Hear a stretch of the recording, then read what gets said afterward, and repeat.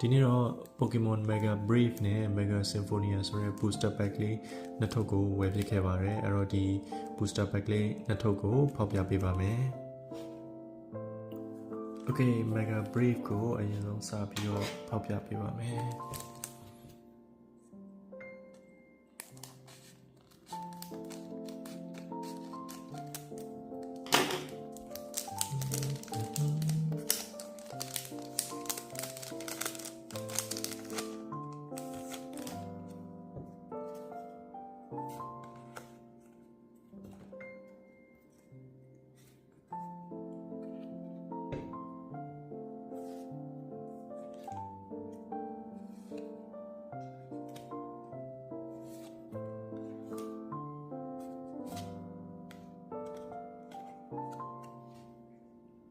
နောက်တစ်ခုတော့ Mega Symphonia ဆိုတဲ့ booster pack လေးကိုထပ်ပြီးတော့ဖောက်ကြည့်ကြရအောင်